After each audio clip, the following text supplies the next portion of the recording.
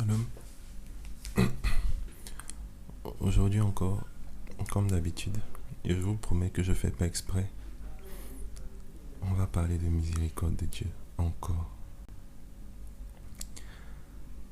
Le texte que l'Église nous donne de lire aujourd'hui, enfin la première lecture, puisqu'on va parler de tous les textes, peut-être un peu moins du psaume, mais beaucoup de la première lecture et puis de l'Évangile. Dans la première lecture, c'est cette histoire de Jonas là que tout le monde connaît. Je vais récapituler rapidement. Le Seigneur donne l'ordre à Jonas d'aller à Ninive et de dire à Ninive que l'iniquité de la ville, le péché de la ville a atteint un certain niveau et lui, Dieu, va punir la ville. Et il envoie Jonas pour donner cette information-là. Si vous ne revenez pas de vos voies mauvaises, si vous ne faites pas pénitence, je vais détruire la ville. Et Jonas, qui connaît Dieu et qui sait que Dieu est un Dieu miséricordieux, il se dit, de toute façon, je te connais, je sais que si je vais, je leur parle, ils vont te blaguer un peu, ils vont te demander pardon, tu vas pardonner. Et puis moi, j'aurais fait tout ce travail, ce chemin-là pour rien. Donc je préfère ne pas partir. S'en est suivi ce conseil. Jonas essaie de fuir pour aller à Tarsis. Le Seigneur fait souffler un vent. Le bateau est ballotté, on jette Jonas à la mer, le poisson, etc. On va s'attarder un peu sur l'épisode du poisson qui engloutit Jonas. Le poisson engloutit Jonas parce que Jonas a désobéi à la parole de Dieu, parce que Jonas a été rebelle à la parole de Dieu.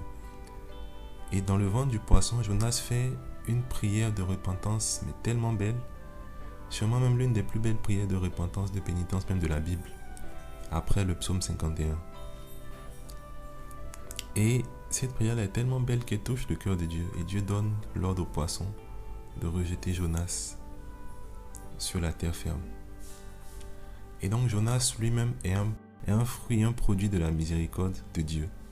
Parce qu'il a obtenu miséricorde auprès de Dieu après sa désobéissance. Et Dieu lui a donné une seconde chance de pouvoir aller faire ce à quoi il l'a appelé. Et donc Jonas bénéficie de cette miséricorde-là. Il arrive à Ninive et il prêche.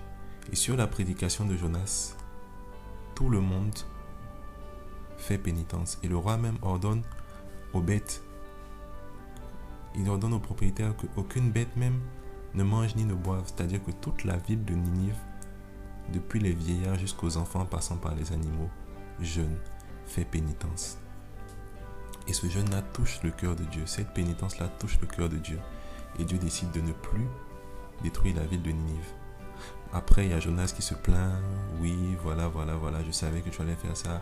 C'est pourquoi je voulais pas partir. Voilà, maintenant je suis parti. Je suis revenu, tu n'as rien fait. Jonas se plaint. Et le Seigneur qui demande à Jonas, est-ce que tu as raison de te plaindre? Est-ce que tu as raison de te plaindre?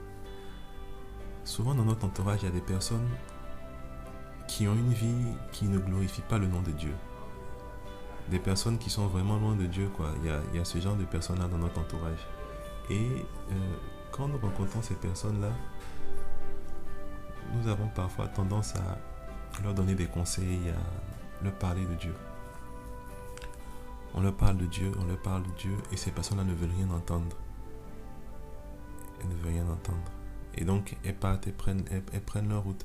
Et il y a ce sentiment humain-là qui revient en nous, ce sentiment humain-là qui nous donne quelque part l'envie de dire au Seigneur, Seigneur, faut lui faire voir un petit quelque chose, faut la chauffer un peu, ou bien faut le chauffer un peu. Comme ça, il va voir clair et puis il va revenir vers toi. On a quand même tendance, consciemment ou non, à désirer que cette personne-là ressente quelque chose par rapport à la vie qu'elle mène, en fait, comme une sorte de châtiment divin qui va lui permettre de revenir à Dieu. Et c'est ce qu'on demande souvent. On lui dit, bon, comme on te parle et puis tu n'écoutes pas là, j'espère que le Seigneur va te faire, comme on dit en français ivoirien, cogner un caillou et puis tu vas revenir. Quand peut-être va taper, tu vas savoir et puis tu vas revenir. Et le sentiment qu'on a au fond de nous, c'est ce sentiment-là de laisser la colère de Dieu agir envers cette personne-là pour que la personne sache que voilà, ce qu'elle a fait n'est pas bien. Et quand le Seigneur fait pénitence à cette personne-là, même quand bien même cette personne-là ne fait pas d'acte de pénitence extraordinaire, Quand le Seigneur lui pardonne, on a tendance à se dire, voilà, le Seigneur, il est miséricordieux, il est comme ci, il est comme ça. Quelqu'un comme ça, au lieu de le punir pour qu'il puisse revenir, il est là, il ne fait rien et tout ça. Et c'est un sentiment humain, mais qui n'est pas bon, qu'on a. Et le Seigneur rappelle à Jonas, puisque Jonas, qui ne s'est même pas ému un peu du sort des habitants de Ninive, s'est ému du sort de son arbuste qui a poussé sur sa tête, parce que son arbuste le protégeait. Et le Seigneur lui dit, c'est un arbre, et ce n'est même pas toi qui l'as planté, ce n'est pas toi qui l'as fait pousser. Et tu t'inquiètes, tu t'attristes pour lui. À combien plus forte raison, moi qui suis Dieu, je ne vais pas m'attrister, je ne vais pas m'inquiéter pour le sort d'une ville comme Ninive où il y a des hommes, des personnes que j'ai fait naître, que j'ai fait grandir, et qui ne savent même pas distinguer leur droite de leur gauche, en fait. Et donc le Seigneur rappelle à Jonas qu'il est Père, et il nous rappelle à nous tous aussi, qui sommes des Jonas dans notre comportement de tous les jours, qu'il est Père. Dieu est notre Père. Et il nous fait miséricorde, il nous pardonne nos péchés quand nous revenons sincèrement à lui. Et c'est pour ça qu'il faut accepter de pouvoir se jeter encore dans les bras de sa miséricorde divine. Et ce texte-là rejoint le texte de l'évangile. Jésus se retire pour prier, et quand il finit de prier, sûrement que sa prière a tellement touché ses disciples que ses disciples lui disent « Apprends-nous à prier ». Et c'est là qu'il va donner l'une des plus grandes prières de l'Église, le Notre Père. Et dans cette prière-là, Jésus rappelle à ses disciples et à nous aujourd'hui que Dieu est notre Père. Notre Père, que ton nom soit sanctifié, que ton règne arrive. Donne-nous aujourd'hui notre pain de ce jour. Pardonne-nous nos offenses.